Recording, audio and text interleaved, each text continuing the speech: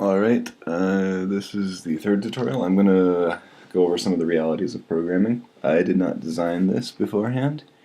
One of my flaws. It's because I am generally faster than I would be coding if I design things. So while we have a bunch of squares and they're easy to tap, what if we want to test the win condition later? There's a couple ways to go over that. After these tutorials, I'm going to go over the different ways, but for now I have decided to pick one. And the particular solution is to create an array of pointers to the views, or rather a multi-dimensional array. So since we already say grid, let's try to give it a different name. Views, that should work. We know it's going to be 3 by 3, and if I designed this properly I would have done this in the beginning. As you can tell, I'm in the header file, so the only change so far is go into the header file and add UI view star views, so it's a pointer to the views, C style array. You might know that you can use NS arrays in Objective-C, but when we're gonna do multi-dimensional array, and we don't need all of the special features, so let's just use a C-style array. It's just basically a views pointer, exactly what we used earlier with V, except it's now in an array. And we probably want each one of these to correspond to their spot on the grid. So 0, 0 should point to the upper left, and 3 or 2, 2 should point to the lower right. Because it's a C-style array, so it goes from 0 through 2, just like any other array. So what do we do now? Well, we don't need this UI view V because we have another way of pointing to it. So if you delete it, it just gives you a safety, because now if you accidentally have one straggling over later, when you try to build it, it'll say, hey, what's this V symbol undeclared, or whatever your compiler says. So this one's actually a relatively easy change. Views x y equals UI view allocate it with frame rect. Everything else, the x and y, is declared elsewhere. It's right there, and the function's exactly the same. We're just saying we want this to point to it now instead.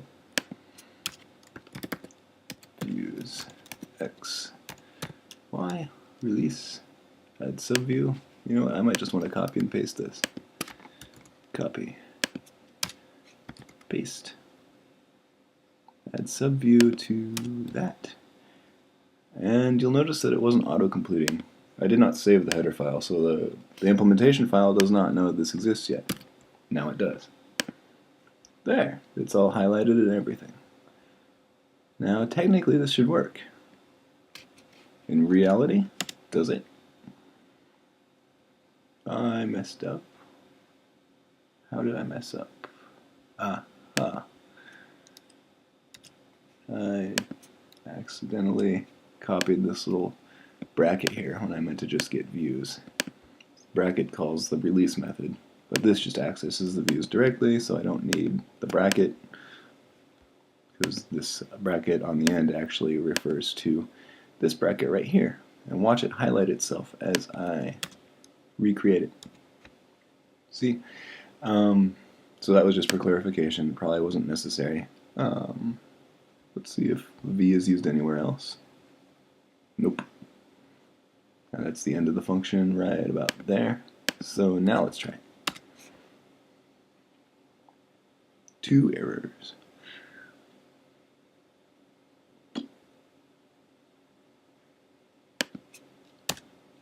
Okay.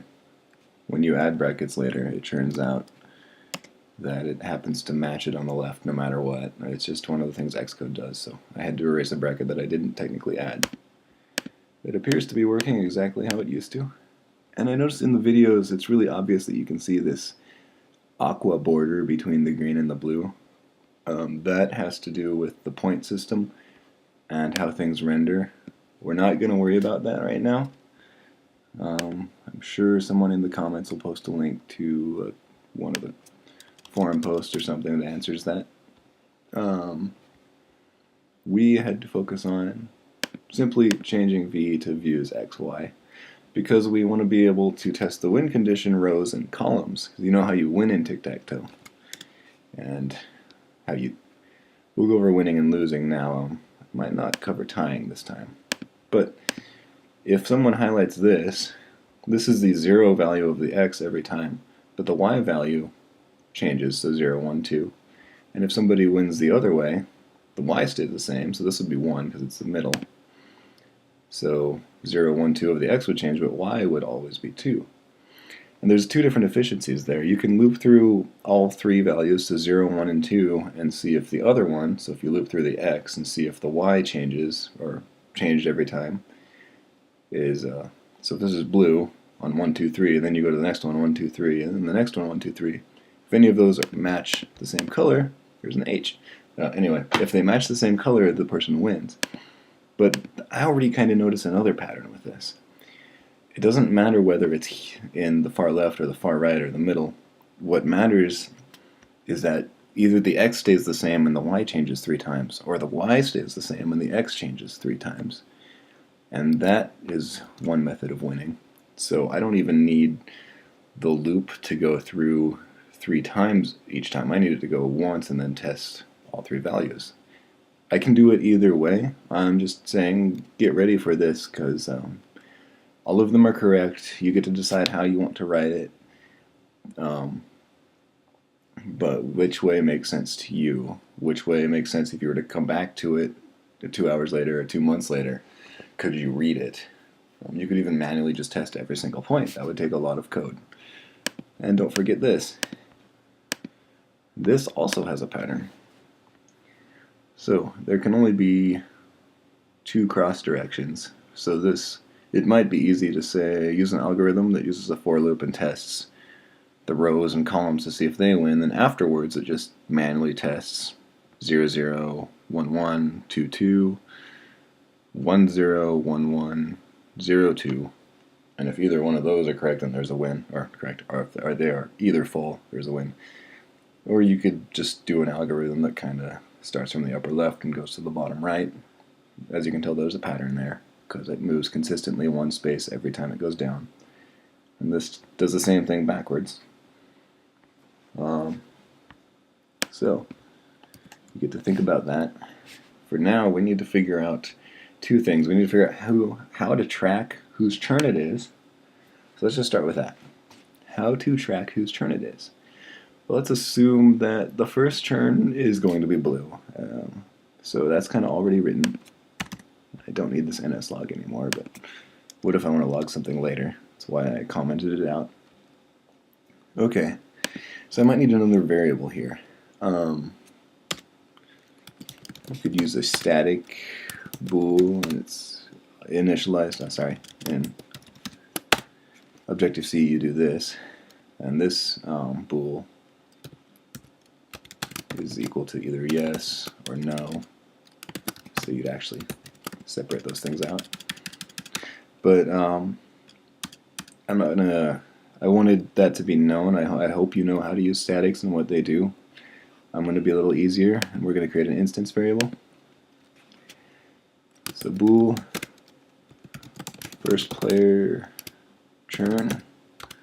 You can't define it here, so as much as I want to say equals yes, guess where we have to put that? Other than the implementation, like where in the implementation. So save it, so now it's highlighted. It's automatically initialized to whatever's closest to 0, which happens to be no. Yes, view did load the initializing. And you can even shove it in setup grid, but you should keep your functions consistent, so if setup grid sets up the grid, then that's what it should do. Yeah, outside of it is where you should say first player churn equals yes. Yeah, I guess I said I wanted to say no earlier. Alright, my bad. So now as soon as this view is created, it says, okay, it's the first player's turn. So let's just shove in the if. First player turn. And since it is a bool, you don't need to test it with anything. Like, it would be kind of redundant to say if first player turn is equal to yes, because If it's no, it's not going to go anyway. So let's just be efficient here.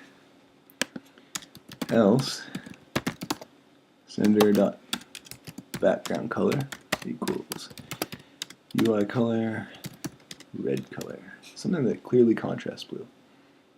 So now that somebody hit it using touch square, if I ran it, first player's turn would always stay as yes because nothing changes it. So after doing all the logic for the input, you might want to say first player's turn equals whatever the opposite of it is, equals not first player turn. And that just flips the value. Okay, this works on, as you can tell, this will work on the Objective-C Boolean as well as C++ style. Okay, so blue, perfect. What now? Ooh, it's red. Must have changed the value. Blue, red, blue, red, blue, red, and oh look, a winner. So we're not testing for the win condition, so nothing happened yet. But we have input working. We have a way to change the color so the user can tell what's happening. But when we test the win condition, how do we tell what's happening? Do we say something like, when we test it, do we test the background color? Center.background color is equal to UI color blue color. I honestly don't even know if this will work. It might. Should be some sort of number value returned, but it's obviously stuck within an object. And I'm not even going to toy with this, because you're probably going to use images. And guess what UI image views do and don't do? They do hold images, so you can say this is X and this is 0 with the image, and that would be where this background color code is. But later, they don't have a property called image that is its name. The image is just a bunch of color data, so you can't actually test it using an if. You have to find another way. And we're going to use the tag property. So every view already has a tag property. So let's say when player 1 when player 1 touches it, its tag changes to 1. We have a couple options here based on the simplicity you want. The buttons inherit from UI view, so they also have a tag property, and I could say 1. If the buttons were purely for input and you had a special view and you wanted the super view to change its tag or whatever property you might have created, then you'd say sender.superView, because we already know that that's the view. Oh, I'm sorry, you can't see that. Now you can. So all I did was add sender.tag equals 1 for the first player's turn. Then the second player, whenever they go, the view's changes to 2. That gets saved and we can test it later, and that helps us for when we test for the win condition. Okay, so anyway, the button is a super view, a subview of views at XY. It used to be V. We just know it's a subview of the view that's inside of it that we push. So if you really wanted to keep strict design patterns, you'd say this. But I'm going to be a little simple. Just keep that out of here. I want you to keep that in mind, though, for when I rant about different possibilities after the tutorial. So this is all we need, actually. This changes the input. And you've already seen me test this. It should work exactly the same. Yep. I'm going to make it actually log the sender's tag. So before I go, it's nice when you code if you don't know what you're doing, or say you're new to the iPhone, and I kind of hope you are, because these tutorials are kind of basic, at least until I get into ranting about different possibilities. Then I'm going to go over literally almost everything I can think of. So if you haven't read the manuals, and even if you have, I recommend the final concluding thoughts. I'll name it something like that after this tutorial. So %I means I'm going to log an integer sender.tag. So let's see, does it store the tag, and can I access it later?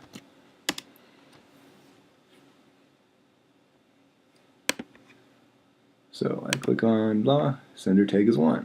Click again, tag is 2. Click again, sender tag is 1. Perfect. That's all we need to know.